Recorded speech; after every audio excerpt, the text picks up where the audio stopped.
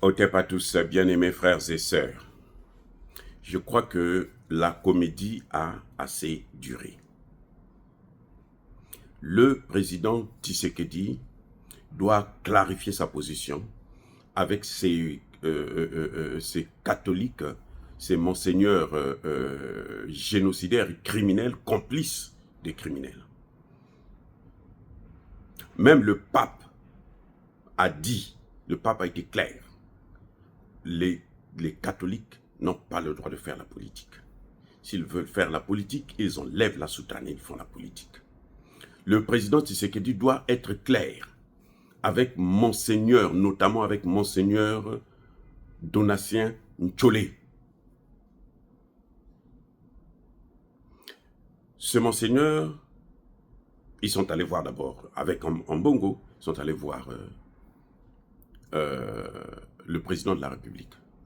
Il vous dit que le président a accueilli humblement la position, la démarche, leur démarche, d'aller négocier avec le M23, d'aller négocier avec Kagame. Je ne sais pas si à ce moment, le président était désespéré parce que, bon, ils avaient pris déjà Goma et s'apprêtaient à prendre Bukavu. Donc, bon, le président était désespéré, il se disait, c'est fini, j'ai perdu, donc je vais m'accrocher à n'importe quoi et à n'importe qui. Parce que ce monseigneur, Ntcholé là, c'est un criminel qui se cache derrière l'église avec la soutane de l'église catholique. C'est clair. Monseigneur Ntcholé qui a parlé ce matin sur France 24, et d'ailleurs, je déconseillerais le président Tshisekedi de perdre le temps, de passer encore du temps avec ces imbéciles-là de France 24 et autres. Mais arrêtez, vraiment, nos dirigeants ont des problèmes. Ils sont complexés par l'homme occidental. Ou j'allais dire, par les leucodermes. Ils sont complexés, nos dirigeants sont complexés. Quand ce sont eux, ils ouvrent toutes les dents là, ils sont contents, tous les dirigeants africains pour la plupart. Vous voyez les présidents du Sahel, Tiani, Assimi Goïta, Traoré, bientôt vous allez voir aussi Idriss Déby, vous ne les voyez pas sur leur chaîne à la con? Est-ce qu'ils ne vivent pas mieux? Ils sont mieux appréciés par la population. Vous ne pouvez pas être là tout le temps. Les journalistes de vos ennemis viennent vous interviewer et vous avez toujours le temps. Et vous voyez que tous ceux qui ont le temps de parler avec eux, ils échouent toujours. Les amis, ils échouent toujours. Bref, Monseigneur Ntcholé, ce voyou, au col blanc, en soutane, s'il veut faire la politique, il enlève la soutane, il vient faire la politique, il est congolais, soi-disant. Parce que, vous savez, maintenant, être congolais, ce n'est pas parce qu'on a la nationalité congolaise. Même Kagame est congolais. Kagame dit il est congolais. Vous allez faire quoi encore? Vous voyez? Monsieur Tshisekedi, vous devrez savoir, Monseigneur Ntcholé, la démarche qu'il est en train d'entreprendre là, c'est une démarche qui consiste à court-circuiter le processus au niveau international, à commencer par le processus des Nations Unies. Je l'ai dit dans ma dernière vidéo, qu'à partir du moment où un dossier est arrivé au Conseil de sécurité, le Conseil de sécurité a pris des résolutions, a pris des sanctions, et dans une dynamique, une démarche particulière, il n'y a plus un seul imbécile, qu'il soit catholique, protestant, quoi qu'il soit, même qu'il soit président comme on le dit Ruto, personne ne peut arrêter cette procédure. Personne n'a le droit de venir s'interposer. En dehors de l'État qui est concerné. C'est-à-dire que c'est seulement l'État congolais qui peut arrêter une procédure au Conseil de sécurité. Concernant l'État congolais. Parce que l'État congolais, selon l'article, le paragraphe premier, plutôt l'article 2 de la charte de l'ONU, la non-ingérence n'oblige à aucun État de poser ses problèmes au niveau du Conseil de sécurité de l'ONU. Eh oui, vous n'êtes pas obligé. Ça, c'est le droit international. Maintenant, si on veut faire la politique, ça, c'est autre chose. Moi, je vous ai parlé, ou je vous parlerai plus tard, de la responsabilité politique et la responsabilité juridique ou surtout pénale. C'est différent, c'est deux choses complètement différentes. Bref, Monseigneur Chollet, M. Tshisekedi, il est en train de court-circuiter la dynamique au niveau international. Il y a des pays comme la Grande-Bretagne qui ont commencé à prendre des sanctions. Il y a des pays comme la Belgique qui ont commencé à prendre des sanctions. Les États-Unis avaient ouvert le bal. Le Conseil de sécurité a pris le train en marche, a emboîté le pas. Alors, que fait encore ce voyou, ce monseigneur, qui doit avoir plusieurs enfants ici et là, qui n'assume pas la responsabilité, et il a besoin de l'argent pour nourrir ses enfants, qu'il cache ici et là. Et donc, vous êtes là, non, monsieur Tshisekedi, c'est dangereux la démarche qu'il est en train de suivre. Si vous ne l'arrêtez pas, c'est que vous êtes complice. La complicité, c'est ça. On peut être complice juste par le silence. Regardez ce qu'il a dit. Il vous dit, on ne peut pas régler le problème sans le M23. Mais il oublie qu'il ne vous signale pas que dans le M23, là, il y a des Rwandais. Vous voyez, il dit le M23, ce sont des Congolais. Ce n'est pas des Congolais. Si la communauté internationale, au haut niveau, le dise, elle le dit plutôt, mais ce n'est pas lui qui va venir contredire ça, surtout que c'est une vérité implacable. Aujourd'hui, nous voyons, c'est l'armée rwandaise qui attaque le Congo. Vous voyez, il vous dit non, ce sont des Congolais. Et on ne peut pas faire la paix sans eux. Ah bon? Mais oui, on peut faire la paix sans eux parce que leur place là, c'est à la Cour pénale internationale. Et j'espère que le nom de Ncholé, le nom de Mbongo, va aussi être introduit dans la liste que vous allez donner à Karim Khan. Je l'espère, M. Tshisekedi. Parce que vous devrez arrêter de jouer comme ça. Vous devrez être clair avec tout le monde. Si vous dites que nous n'avons pas le droit de négocier, personne ne doit aller au-delà de la procédure officielle de l'État. Je reprends. Personne n'a le droit d'aller au-delà de la procédure, la position officielle de l'État dans un pays. Le président de la République a dit qu'on ne négocie pas avec le M23 parce que le M23, c'est... Mais on a mis des Congolais devant, mais derrière, il n'y a que des Rwandais. Le président Tshisekedi n'a pas dit qu'il ne veut pas discuter avec le M23. Le président Tshisekedi a bien dit, si j'ai bien compris, il a bien précisé qu'on les met, on les cantonne, on les sépare. Ceux qui sont Congolais, moi je veux discuter avec eux. Ça c'est tout à fait normal. Mais Monseigneur Tcholé ne pose pas ce problème. D'ailleurs, c'est normal qu'il ne puisse pas poser le problème puisqu'il va chez Kagame prendre l'argent. Il va chez Ruto prendre l'argent. Ruto a déjà été déclassé. Ruto n'a plus rien à faire dans cette affaire. Puisque c'est les Nations Unies qui ont pris le dossier. Le Conseil de sécurité aujourd'hui attend que Kagame retire ses troupes. Mais entre-temps, ils sont en train... Hier, ils ont massacré 200. Non, avant-hier. 200. D'un coup, hein, on a pris les 200, mais dans une... ils sont dans un bar, on ferme le bar. Personne ne peut sortir et on incendie. Mais on ne peut pas continuer comme ça avec des gens. Nous, on est en train de pleurer nos morts. On n'a même pas encore fini de faire le deuil. Et ça fait que retomber en nombre, en masse. Et lui, il va négocier, il va ici, il va cela, il va sur France 24, il va... Monsieur Tshisekedi, mon cher Seigneur Ncholé, sa place c'est en prison. Si vous ne l'arrêtez pas, vous pouvez... Rien ne peut vous arriver maintenant parce que vous êtes président. Mais la responsabilité politique vous suivra jusqu'à votre mort. Je dis, hein, la responsabilité politique vous suivra jusqu'à votre mort. Même mort, la responsabilité politique là, va vous suivre.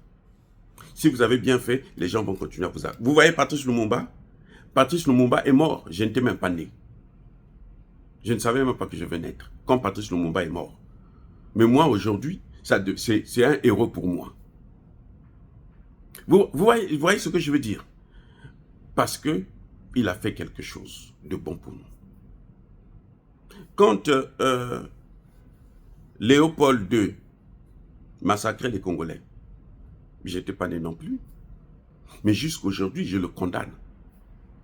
Jusqu'aujourd'hui, je le maudis. Et ça, personne ne peut m'enlever ça de ma tête. Pour ce qu'il a fait. C'est ça la responsabilité politique. C'est ça. La responsabilité politique, là. Monsieur Tshisekedi, elle ne s'arrête pas lorsque le mandat est fini. Non. Elle vous suit. Même dans la tombe, elle vous suit. Ou les gens vont cracher sur votre tombe, ou les gens vont venir pleurer devant votre tombe, vont venir vous louer. Comme si vous étiez un dieu. Retenez ce que je suis en train de vous dire. La responsabilité politique. C'est pas n'importe quoi. Je parle de la responsabilité politique. Surtout lorsqu'on a été élu. Pas lorsqu'on est dictateur. On a pris le pouvoir par les armes, on massacre les gens. Mais même, puisque le peuple que vous êtes en train de diriger là, vous avez une responsabilité devant eux. Vous les tuez ou vous les aimez. Monseigneur Ntcholé ne peut pas continuer à jouer comme ça là où les gens sont en train de se battre pour neutraliser Kagame, pour neutraliser Kabila, pour neutraliser, comment vous l'appelez là, Nanga. Il ne peut pas continuer à se moquer des morts congolais, parce que lui, il a reçu de l'argent en France. Et vous voyez, là où il part, il n'est pas parti en Belgique. Hein. Il n'est pas venu aux États-Unis. Il n'a qu'à venir aux États-Unis, aller rencontrer Trump, pour dire à Trump que non, écoute, ce que tu es en train de faire là, c'est pas bien. La vraie procédure, c'est moi qui la connais. Il n'a qu'à venir. Vous avez choisi de travailler avec les Occidentaux. Mais vous avez un Occidental, notamment la France, qui aujourd'hui est récalcitrante, veut votre mort. Monsieur Tshisekedi, Emmanuel Macron veut vous voir anéanti. Emmanuel Macron que vous voyez. Parce qu'il est en train de tout perdre. Il avait misé sur Kagame. Il a perdu déjà en Ukraine. Là, il a misé sur Kagame. Kagame est un mauvais cheval qu'il a choisi. Et voilà, maintenant, il est en train de tout perdre. Et il y a des imbéciles comme ça, là. Comme Tcholé. C'est un idiot, c'est un vaurien, c'est un criminel. Sa place est en prison à Makala. Et vous devrez arrêter de jouer avec eux. Mobutu prenait les gens au soutane, là. Il est maté. Rien ne lui est arrivé. Il a géré pendant 32 ans ou 40 ans. Rien ne lui est arrivé. Ce sont des hommes comme vous, ils ont seulement mis la soutane. Ces histoires-là que non, c'est Dieu. Non, Dieu là, il nous connaît tous. Dieu, il est à nous tous. Même que vous allez à l'église, que vous ne partez pas à l'église là, Dieu est avec vous. Parce que vous avez son esprit. Vous ne savez pas ça, monsieur Tshisekedi? Vous ne pouvez pas être là, vous êtes président, et puis vous continuez à dorloter des gens comme ça sous prétexte, non, nous, l'église a dit aimer tout le monde. Qui vous a dit ça? Qui vous a dit que l'église a dit aimer tout le monde? C'est faux. Jésus n'est pas venu dans une salle, là, et puis il a donné des coups de pied dans une église. Jésus, il n'a pas attendu dehors. Non, il est rentré dans l'église. Il a donné des coups de pied, il a fait envoler les tables et les chaises des gens, des commerçants. Mais attendez. Vous ne pouvez pas toujours vous cacher derrière. Non, ce sont des hommes de Dieu. Non, il n'y a aucun homme qui est un homme de Dieu. Il n'y a personne qui est un homme de Dieu. Nous sommes tous des hommes de Dieu. Bien sûr, vous croyez que si lui est homme de Dieu, donc vous, Tshisekedi, vous êtes quoi? Vous êtes homme de Satan? Ah, si vous êtes homme de Satan, eh ben allez-y le louer aussi. Comment vous pouvez prendre un autre homme qui est comme vous le traitez d'un homme de Dieu? Il est spécial par rapport à Dieu, non? Alors que c'est un pécheur. Tout le monde est né dans le péché. C'est la Bible qui le dit, c'est pas moi. Je suis né dans le péché. Ma mère m'a conçu dans le péché. Tout le monde. Je dis bien tout le monde. Il n'y a aucun qui est né sans le péché. Même Trump là, il est né dans le péché. Poutine est né dans le péché. Si c'est ça le péché, mais tout le monde est né dans le péché. C'est la Bible qui le dit. Allez-y, lisez les psaumes. Non, il faut arrêter avec ces choses-là. Hein, à faire être complaisant avec des hommes de Dieu, et puis avec les autres, vous essayez de montrer un peu votre force. Vous avez peur, alors qu'eux, ils n'ont rien de spirituel. Et je dis bien, Ntcholé là, moi je ne peux pas me donner ma tête à Ntcholé pour me bénir. Mais il faut être fou. Je ne peux pas. Parce qu'il y a des gens qui, quand ils vous bénissent, ils vous mettent la malchance. Des gens comme ça là, qui n'a aucune valeur. Ils ne respectent même pas son sacerdoce. Il ne respecte pas son sacerdoce. Ntcholé ne respecte pas son sacerdoce. La Bible, la séparation de l'Église et de l'État, c'est quoi? C'est ça la démocratie, non? L'un des principes de la démocratie, c'est la séparation de l'Église et de l'État. Vous voyez les États-Unis, vous voyez le président américain. Le président américain, quand Trump a prêté serment là, 2 Bibles, des grosses, très grosses Bibles, 2. Le même jour, il prête serment. À la fin, dès qu'il finit de prêter serment, le lendemain, il dit, moi, les terres rares là, de l'Ukraine, là, 500 milliards, moi, je veux ça. Mais qui a fait la guerre? Ce n'est pas les Américains. Et il n'a pas dépensé 500 milliards. Il a dépensé 100 et quelques. Il demande 500 milliards. Il dit, avec les intérêts, parce que nous, et puis on a perdu la guerre. Voilà la vraie religion. Voilà les gens qui prient Dieu là, c'est ça. Il a prêté serment sur une grosse Bible, pas sur une constitution, sur la Bible, une grosse, 2. Revoyez les images, vous allez voir, 2 grosses Bibles. Monsieur Tshisekedi, arrêtez de jouer comme ça. Si vous êtes incompétent, vous démissionnez. Nous, on veut quelqu'un qui prend une position et que tous les Congolais puissent suivre cette position-là. Qu'ils soient catholiques, qu'ils soient protestants, qu'ils soient indigènes, qu'ils soient quoi que ce soit. Et leur procédure, là, ça a arrêté les morts? Est-ce que ça a arrêté les morts? Et vous savez que ceux qui sont en train de mourir, là, vous avez une responsabilité, M. Tshisekedi, une responsabilité politique, parce que vous êtes incapable de les protéger. C'est ça, justement, votre responsabilité. C'est de les protéger. Vous n'arrivez pas. Maintenant, les Nations Unies sont en train d'ouvrir un chemin. Certains pays sont en train de prendre des sanctions. Vous avez 2 voyous, des voyous comme ça, là, comme Ntcholé. Il vient sur France 24, dit, le président a dit, vous devez clarifier votre position. Ou vous voulez négocier avec Kagame, vous négociez avec lui. Parce que maintenant, là, au point où nous sommes, là, c'est fini la négociation. Parce que si vous négociez avec lui, là, vous arrêtez vous-même tout le processus qui a été engagé au niveau international. Vous arrêtez ça. Alors que vous avez trouvé la solution, vous avez bien dit, nous ici, maintenant, ce qu'on va faire, c'est qu'on va réorganiser notre armée. Parce qu'il y a trop de traîtres. On va former une autre armée. En quelque sorte, il faut une nouvelle armée. Et c'est ça que nous attendons. Mettez-vous au travail. Vous n'allez pas penser que par la prière, la guerre va s'arrêter. Non, c'est faux. Ça, c'est un rêve. C'est même une maladie, une démence.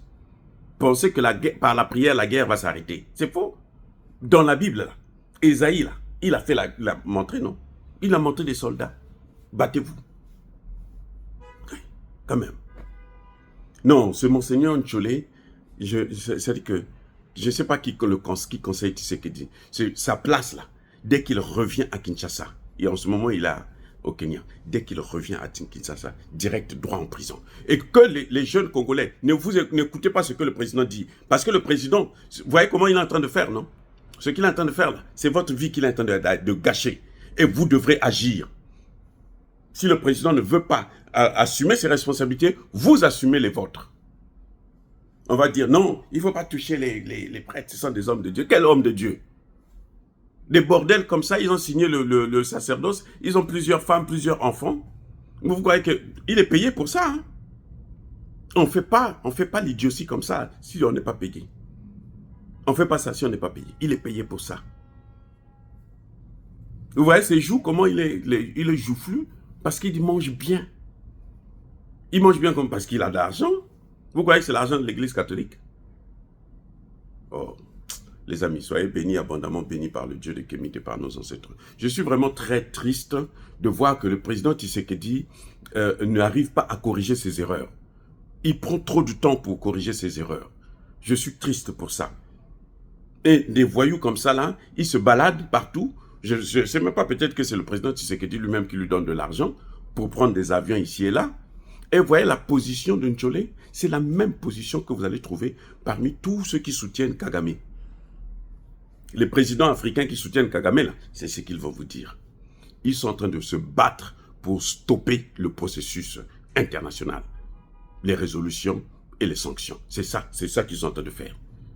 Pour dire, mais ils veulent se substituer maintenant du gouvernement. Et si Tshisekedi ne les arrête pas, c'est que Tshisekedi lui-même, il est complice. C'est ça la complicité. Soyez bénis.